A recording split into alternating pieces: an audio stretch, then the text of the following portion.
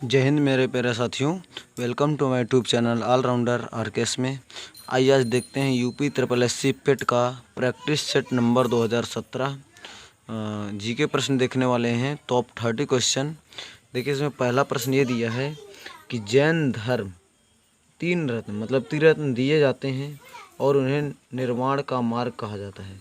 देखिए, जैन धर्म की बात हुई है तो पहले जैन धर्म के बारे में समझ लीजिए। जैन धर्म के संस्थापक कौन है? क्या आपसे प्रश्न करें, संस्थापक कौन है जैन धर्म के? तो आप कहोगे सर इसके संस्थापक हैं ऋषभदेव। कौन है? ऋषभदेव। ठीक है, ऋषभदेव। समझ में आ रहा है? आगे बढ़िए। और अगर कहे इसके अंतिम, ये प्रथम भी थे संस्थापक, और कहे प्रथम संस्थापक कौन थे तो ये क्या है प्रथम वाले, तो ये इन्हीं कहेंगे ऋषभदेव। और अंतिम वाले जो हैं, अंतिम कौन हुए हैं यहाँ पर? अंतिम हुए हैं यहाँ पर महावीर स्वामी। कौन है? महावीर स्वामी अंतिम और 24वें हैं। कितने हैं? 24वें नंबर के महावीर स्वामी थे। ठीक है। अगर तुमसे पूछ ले यहीं पर महावीर स्वामी का जन्म कब हुआ तो आपको याद रखना 540 ईस्वी पूर्व। कितना? 540 ईस्वी पूर्व। ठीक है। अगर कहाँ हुआ तो क्वेश्चन पूछ ले तो आपको याद रखना कुंडग्राम। कहाँ? कुंडग्राम में किसका? महावीर स्वामी का जन्म हुआ। कुंडग्राम कहाँ पड़ता है? आप कहोगे सर वैशाली में। कहाँ पड़ता है? वैशाली में। ध्यान देते जाइए।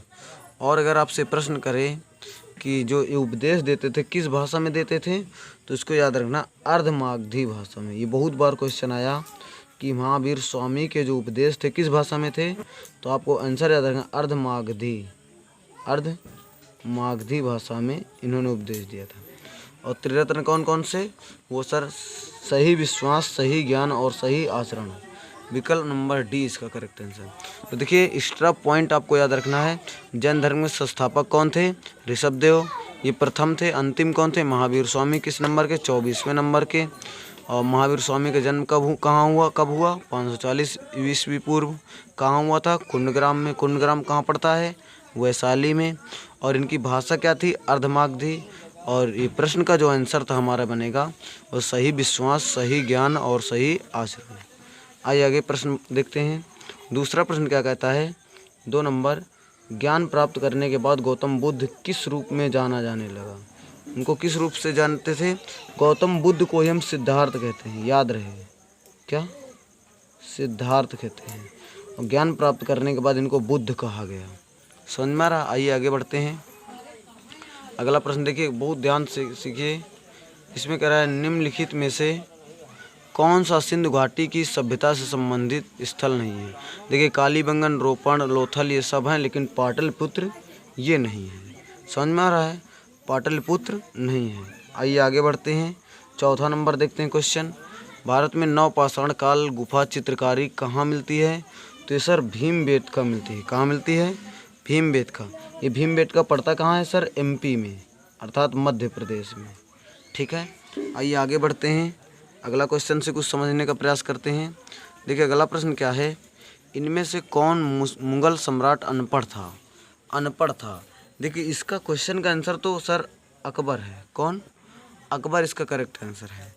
और अगर ये पूछे इनका, देखो 1556 से, ध्यान दीजिए, 1556 से 1605 ईस्वी तक पूरा सिस्टम रहा, कार्यकाल जितना रहा इनका जीवन 1556 से 1605 तक। देखिए, इनके बारे में बहुत इम्पोर्टेंट। देखिए, अगर तुमसे प्रश्न पूछे, ध्यान दीजिए, मैं यहाँ पे लिखता हूँ इस प्रश्न का आंसर, इसका आंसर मैं यहाँ पर लिखता हूँ, ज़रा गौर समझिए। अगर ये कहे 1562, कितना, इस इम्पोर्टेंट डेट है, आप याद रखिए। 1562 में इन्होंने, अकबर ने दीन ए इलाही नामक संगठन की रचना की, धर्म की रचना किया। किसका? दीन ए इलाही। ठीक है। कब? 1562। किसने किया? सर अकबर ने। अगर हम आपसे बात करें कि आप बताइए 1563 में इन्होंने क्या किया? 1563 में क्या किया इन्होंने? तो 1500 दास प्रथा का अंत किया था। किसका? दास प्रथा का अंत किया था। किसने? अकबर ने। अगर तो आपसे बात करूं मैं, 1564 में इन्होंने क्या किया, 1564 में जर्जिया कर समाप्त किया था। ये प्रश्न बहुत इंपॉर्टेंट है कि 1564 में इन्होंने क्या किया था, जजिया कर को समाप्त किया। किसने? अकबर ने। अगर मैं बात करूं कि 1582 में उन्होंने क्या किया, कितना, ये डेट आप याद रखना, 1582 इन्होंने तब क्या किया था, 1582 में ही 1582 में ही यहाँ पर दीन ए इलाही नामक ग्रंथ की रचना की, धर्म की रचना किया था। 62 में दास प्रथा किया था। अरे आई एम सॉरी, देखिए 1500, ये यहाँ जो 62 लिखा है, 62 में दीन ए इलाही नहीं किया था, 1582 में दीन ए इलाही की रचना किया, दीन ए इलाही। ध्यान दीजिए ज़रा सा गौर से। देखिए क्वेश्चन मुझसे भी मिसप्रिंट हो गया। 1582 में दीन ए इलाही धर्म की रचना किया और 1562 में इन्होंने दास प्रथा का अंत किया था। क्या किया? दास प्रथा का अंत। 1563 में इन्होंने क्या किया? तीर्थ यात्रा कर समाप्त किया था। ये याद रहे, 1563 में तीर्थ यात्रा क्या किया था? तीर्थ यात्रा कर समाप्त किया था। तो मैं बता रहा हूँ आपको। देखिए अकबर जो था अनपढ़ एक राजा था, अकबर था। अब आप समझ लीजिए 1562 में इन्होंने क्या किया था? दास प्रथा का अंत किया। ये देखो मैंने यहाँ पे लिखा ना, इसको काट दीजिए यहाँ पे। 1562 में दास प्रथा का अंत किया। 1563 में इसने क्या किया? देखो ये लाइन है, तीर्थ यात्रा कर समाप्त कर दिया। और 1564 में क्या किया? जज्जे कर समाप्त किया। 1582 में दीन ए इलाही धर्म की इन्होंने स्थापना किया था। तो आई होप आपको समझ में आ रहा होगा। सभी क्वेश्चन नोट डाउन कर लीजिए क्योंकि सारे क्वेश्चन इंपॉर्टेंट हैं। अगला प्रश्न देखिए, किस आंदोलन के लिए महात्मा गांधी द्वारा करो या मरो का नारा दिया गया? तो ये बच्चों को पता है कि सर भारत छोड़ो आंदोलन। ठीक है, यहीं पर ऑपरेशन 0 to आवर चलाया गया था, है ना। आइए आगे बढ़ते हैं। क्वेश्चन नंबर 7 क्या कहता है? नेताजी सुभाष ने आज़ाद हिंद सरकार की स्थापना कब किया? तो इस क्वेश्चन का आंसर दीजिए आप, मुझे कमेंट कीजिए ज़रा सा कौन सा बनेगा। तो आपका आंसर अक्टूबर 1943। कितना होता है? नेताजी सुभाष चंद्र बोस ने आज़ाद हिंद सरकार की स्थापना कब किया? अक्टूबर 1943। ये क्वेश्चन इंपॉर्टेंट है, यूपी SSSC पेट के हर एक एग्जाम में प्रश्न आया हुआ कई बार। आइए आगे देखते हैं। निम्न में किन्होंने 1857 के सिपाही विद्रोह को विद्रोह नहीं कहा है? देखिए सारे लोगों ने इसको कहा है, लेकिन कार्ल मार्क्स इसको विद्रोह नहीं कहते थे। समझ में आ रहा है? ये इसको क्या कहते थे? प्रथम स्वतंत्रता संग्राम के रूप में इसे जानते थे। समझ में आ रहा है? इसको क्या कहते हैं? प्रथम स्वतंत्रता संग्राम है। आइए अगला प्रश्न देख लेते हैं। देखिए 9वां क्वेश्चन क्या कहता है? स्वामी दयानंद सरस्वती ने किस शहर में पहली बार 1875 में आर्य समाज की स्थापना किया था? तो इसका कमेंट कीजिए आंसर जरा कितना होगा। तो इसका आंसर सर बॉम्बे, मुंबई में इन्होंने इस स्थापना किया था। और इनकी एक रचना का नाम अगर याद हो, सत्यार्थ प्रकाश। क्या नाम था? सत्यार्थ प्रकाश। पूछता है सत्यार्थ प्रकाश किसकी रचना है? तो सर दयानंद सरस्वती की। ठीक है, आगे बढ़ते हैं। देखिए चंद्रशेखर आज़ाद मुठभेड़ में कहाँ शहीद हुए? देखिए इलाहाबाद एक शहर पड़ता है यूपी में, इलाहाबाद। उसमें एक पार्क है अल्फ्रेड पार्क। क्या है? Alfred park. ठीक है, अल्फ्रेड पार्क। और ये कब की बात है? 27 फरवरी 1931 को। कब है? डेट याद रखना, कभी कभी डेट पूछता है। 27 फरवरी 1931 को यहाँ पर ये अंग्रेज़ों से लड़ रहे थे। तो पुलिस से लड़ रहे थे, अंग्रेज़ पुलिस से। तो वहीं पर मुठभेड़ में इनकी मृत्यु हो जाती है। तो कहाँ हुआ था इनका देहांत? शहीद कहाँ हुए थे? सर इलाहाबाद में। आइए आगे अगला क्वेश्चन देखते हैं। देखिए अगला, इसमें क्या है? निम्नलिखित में से कौन सा उच्चतम पर्वत शिखर गैर एशियाई है? मतलब एशिया में नहीं है। देखिए ये सारे एशिया में अपने पड़ते हैं, लेकिन एकांगुआ पर्वत ये एशिया में नहीं है। क्या? एशिया में नहीं तो है कहाँ है सर? इसका मतलब फिर ये देखिए एकांगुआ अर्जेंटीना में पड़ता है। क्या है? अर्जेंटीना में। अर्जेंटीना जो कि हमारे एशिया में नहीं पड़ता है। आइए अगला प्रश्न देखिए, इंपॉर्टेंट प्रश्न है, याद रखिए। आगे देखिए, निम्नलिखित में से कौन सी नदी विषुवत रेखा को 2 बार काटती है? देखो इसमें कई प्रश्न आते हैं। एक प्रश्न ये होता है कि सर लिम्पोपो नदी क्या है? ध्यान से समझना, लिम्पोपो नदी किसको 2 बार काटती है? लिम्पोपो नदी। ये मकर रेखा को, किसको? मकर रेखा को 2 बार काटती है। अगर वहीं से माही नदी पूछ ले तुमसे, माही नदी ये किसको 2 बार काटती है? तो आप कहना सर ये कर्क रेखा को 2 बार काटती है। तो हमारा प्रश्न था कि कौन सी रेखा विषुवत रेखा को कौन काटेगी? सर कांगो नदी जो विषुवत रेखा को 2 बार काटती है। किसको? विषुवत रेखा को 2 बार काटती है। तो ये तीनों क्वेश्चन में एक हर बार पूछा जाता है कि बताइए लिम्पोपो नदी किस रेखा को 2 बार काटती है? तो मकर रेखा को सर। माही नदी किसको 2 बार काटती है? कर्क रेखा को। वहीं पर कांगो नदी जो है ये किसको 2 बार काटती है? विषुवत रेखा को 2 बार काटती है। याद रहे क्वेश्चन। और ये कांगो नदी लगभग 4700, कितनी? नोट कीजिए इसे। तो ये लगभग डेटा यहाँ पर 4700, समझ में आ रहा है? 4700 किलोमीटर लंबी है, 4700 किलोमीटर लंबी है। और इसे इक्वेटर भूमध्य रेखा को ये 2 बार काटती है। इक्वेटर मतलब क्या होता है? भूमध्य रेखा को, ठीक है। ये 2 बार काटती है। आइए आगे बढ़ते हैं, अगला प्रश्न देखते हैं। निम्न में से कौन सा स्थान स्टील निर्माण से संबंधित है? देखिए जमशेदपुर झारखंड सर बिल्कुल बनता है। बर्नपुर पश्चिम बंगाल में बनता है। दुर्गापुर पश्चिम बंगाल में। लेकिन झरिया देखिए झारखंड ये भी है, लेकिन जमशेदपुर में स्टील बनता है। लेकिन झरिया में जो होता है ये कोयले के लिए प्रसिद्ध है। किसके लिए प्रसिद्ध है? आपको अक्सर ये कोयले के लिए प्रसिद्ध है। आइए अगला नंबर देखते हैं। ये इंपॉर्टेंट प्रश्न है, one of the most important question. आपके परीक्षा में यूपी SSC पेट के एग्जाम में छपने की फुल गारंटी है। आइए अगला देखते हैं। बिनसर का जंगल भारत के किस प्रदेश या केंद्र शासित प्रदेश में अवस्थित है? बिनसर का जंगल बहुत ही इम्पोर्टेंट क्वेश्चन, और ये प्रश्न शायद मुझे लगता है आप पता होगा। तो बिनसर का जंगल सर उत्तराखंड में स्थित, यूके उत्तराखंड में स्थित है, ठीक है। देखिए जहाँ ज़रूरत है डिटेल की मैं डिटेल ज़रूर बताऊँगा। नहीं आगे बढ़ते हैं ज़्यादा देर न करते हुए। भारत में ग्रीष्मकालीन मानसून के प्रवाह की सामान्य दिशा निम्नलिखित में से कौन सी है? आप बताइए इसका आंसर कौन सा होगा? तो ये तो सर दक्षिण पश्चिम से उत्तर पूर्व होता है। कक्षा 8 में हमने पढ़ लिया था। कितना होता है? दक्षिण पश्चिम से उत्तर पूर्व की ओर होता है। अगला प्रश्न देख लीजिए। भूरी क्रांति किसको बल देने पर केंद्रित होती है? भूरी मतलब उर्वरक, ये तो इसका नंबर सी में। अगर क्या श्वेत क्रांति आप मुझे कमेंट करना, श्वेत क्रांति का संबंध किससे है, ठीक है। इसको कमेंट कीजिए, ज़रा सा देखता हूँ आपकी तैयारी क्या है। इसको कमेंट कर दीजिए, आप वीडियो को पॉज कीजिए और कमेंट कीजिए पहले। आइए आगे बढ़ते हैं।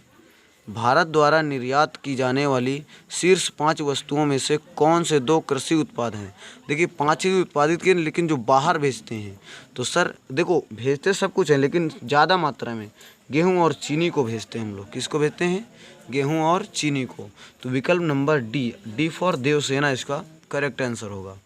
आइए आगे बढ़ते हैं दोस्तों। आई होप आपको वीडियो पसंद आ रहा होगा। अगर वीडियो पसंद आ रहा है तो वीडियो को ज़रूर लाइक करें और चैनल को सब्सक्राइब जरूर करें अगर नए हैं तो। अगला देखिए प्रश्न। भारत की जनसंख्या का कितना प्रतिशत रोजगार के लिए कृषि क्षेत्र पर निर्भर है? लगभग सर 45 से 50% होता आंकड़ा, कुल मिला के 54% का। कितना? लेकिन इसमें आगे पीछे दिया है तो 45 से 55 तक रखिए आप। विशेष कृषि क्षेत्र स्थापित करने वाला पहला भारतीय राज्य कौन सा बन गया है? तो क्या आप हमें बताएंगे कौन सा है? बताइए ज़रा सा। विशेष कृषि क्षेत्र स्थापित करने वाला भारतीय राज्य कौन सा है? तो आप मुझे बताइए क्या होगा इसका आंसर। तो इसका आंसर सर उत्तराखंड। क्या होगा? उत्तराखंड इसका करेक्ट आंसर हो जाए। स्पेशल इकोनॉमिक जोन, इसको क्या कहेंगे? Special economic zone. इसकी स्थापना सर 2005 को हुई थी, स्पेशल इकोनॉमिक्स जोन, ठीक है। आइए आगे बढ़ते हैं। अगला प्रश्न 20 प्रश्न नंबर है। 1991 में की गई उदार आर्थिक नीति के परिचय के साथ भारतीय अर्थव्यवस्था ने इसके अलावा निम्नलिखित सभी के माध्यम से मौजूदा आर्थिक समस्याओं को संबोधित किया। किसके अलावा? आप बताइए इसका करेक्ट आंसर क्या हो सकता है? सर औद्योगिकीकरण के अलावा सभी में किया। वैश्वीकरण, उदारीकरण, निजीकरण, लेकिन इसको छोड़ करके, औद्योगिकीकरण को छोड़ करके। तो हमारा ऑप्शन कौन बनेगा सर? ए नंबर। आइए अगला देखते हैं प्रश्न। देखिए अगला प्रश्न। निम्न में से क्या पंचायती राज संस्था नहीं है? देखिए ये प्रश्न वन ऑफ द मोस्ट, देखिए संविधान के जो है 73वें, ध्यान सुनना, मैं ऊपर इसको लिखता हूँ, ज़रा डिटेल इसकी बताता हूँ आपको, पूरा क्वेश्चन को निचोड़ देते हैं। देखिए संविधान के 73वें, ध्यान समझना, 73वें संविधान संशोधन हुआ था एक, कब हुआ था आपको, सन भी 1992 में। देखिए इसके अंतर्गत पंचायती राज प्रणाली को संवैधानिक दर्जा दिया गया था, ठीक है। 73वें संविधान के संशोधन के अंतर्गत पंचायती राज प्रणाली को संवैधानिक दर्जा दिया गया था। देखिए ग्राम पंचायत, ये ग्राम सभा, ग्राम पंचायत, न्याय पंचायत, ये सारा है, लेकिन इसमें ग्राम सहकारी नहीं है, ठीक है। इसमें कह रहा क्या नहीं है, तो ग्राम सहकारी संस्था नहीं है, ठीक है, इसको याद रखिए ज़रा सा। अगला प्रश्न देखते हैं, प्रतिवर्ष भारत के राष्ट्रीय पंचायती राज दिवस को मनाया जाता है, कब मनाया जाता है सर? 24 अप्रैल, तो लल्लू क्वेश्चन है, 24 अप्रैल को मनाया जाता है। आइए अगला क्वेश्चन देखते हैं, जो कि very very important question, one of the most important question. 23 number 23, Bharat के उच्चतम न्यायालय की प्रथम महिला न्यायाधीश कौन थी? देखो उच्चतम न्यायालय मतलब सुप्रीम कोर्ट, क्या है, सुप्रीम कोर्ट की प्रथम महिला न्यायाधीश फातिमा बीवी थी। अगर वहीं पर हाई कोर्ट की बात करें, मतलब उच्च न्यायालय की बात करेगा, तो वहाँ पर लीला सेठ को मारेंगे। तो सुप्रीम कोर्ट की फातिमा बीवी हैं, और हाई कोर्ट की पहली महिला न्यायाधीश कौन सी हैं, तो आपको लीला सेठ को ऑप्शन देना होगा। तो उच्चतम न्यायालय मतलब सुप्रीम कोर्ट, फातिमा बीवी। अगला प्रश्न देखिए, भारत में किस राज्य में के राज्यपाल का नियुक्ति प्राधिकारी निम्नलिखित में से कौन होता है? तो देखिए राज्यपाल की बात आती है तो हम इसको भी समझते हैं ज़रा सा कुछ क्वेश्चन के माध्यम से। शायद आपको इसके बारे में पहले से ही पता है, लेकिन मैं आपको बताता हूँ। संविधान के भाग 6 में, ध्यान समझना मैं क्या बोल रहा हूँ सर, संविधान के भाग 6 में, कितने में है, भाग 6 में, और ये अनुच्छेद कहाँ से कहाँ तक पड़ता है, 153 से लेकर 167 तक, ठीक है। अनुच्छेद इतने इतने के बीच राज्यों के राज्यपाल का वर्णन है, किसके भी भाग 6 में, अनुच्छेद 153 से 167 में राज्यों के राज्यपाल का वर्णन है। राज्य की कार्यपालिका का प्रमुख कौन होता है? कार्यपालिका का प्रमुख जो होता है राज्यपाल होता है, ये आप याद रखिए। कहेगा राज्य की राज्यपाल का कार्यपालिका का प्रमुख कौन है, तो आपको आंसर देना होगा सर राज्यपाल है। देखिए प्रत्येक राज्य में एक राज्यपाल होता है। देखिए ये जरूरी नहीं हर एक राज्य में एक राज्यपाल होता है, लेकिन एक राज्यपाल वो एक से अधिक राज्यों का राज्यपाल हो सकता है, याद रखिए। और अगर आप बात करें कि इसकी नियुक्ति कौन करता है, सर वो राष्ट्रपति करते हैं, भारत के राष्ट्रपति करते हैं। तो हर एक राज्य में एक राज्यपाल होता है, लेकिन एक राज्यपाल कई राज्यों, एक से दो राज्यों का राज्यपाल हो सकता है, ठीक है, ये बात याद रखना। तो राज्यपाल का नाम किस में आता है, भाग 6 में, अनुच्छेद 153 से 167 में, ठीक है। अगला देख लीजिए, अगला प्रश्न जो कि इम्पोर्टेंट है, सांसद निधि की वर्तमान राशि कितनी है सर? 5 करोड़, ये आपको कुछ पता है। कार्य तथा ऊर्जा की इकाई क्या है सर? जूल। ये किलोग्राम किसका है? द्रव्यमान की राशि क्या है? किलोग्राम द्रव्यमान की। एम्पियर किसका है? धारा, विद्युत धारा, करंट। मीटर जैसे दूरी है, विस्थापन है, ऐसे डिस्प्लेसमेंट इसका है, ठीक है, आप याद रखिए। न्यूट्रॉन, एक कण जो परमाणु के नाभिक का अंश है, की खोज किसने किया था? न्यूट्रॉन की खोज जो है ईंट पर नाच, आपको भी याद है ना, मैंने कई दफ़ा आपको बताया कि सर ईंट पर नाच, इसके लिए तो बेस्ट ट्रिक, ईंट पर नाच। इसे इलेक्ट्रॉन की खोज थॉमसन ने, प्रोटॉन की खोज रदरफोर्ड ने, ना से न्यूट्रॉन की खोज चैडविक ने। तो इसका आंसर क्या बनेगा? आप कहोगे सर सी, चैडविक। वहीं पर आगे बात करेंगे, न्यूट्रॉन की खोज तो चैडविक ने किया, लेकिन जो आपका रदरफोर्ड है ये नाभिक की खोज किया था। किसकी? नाभिक की सर खोज किया था, समझ में आ रहा है।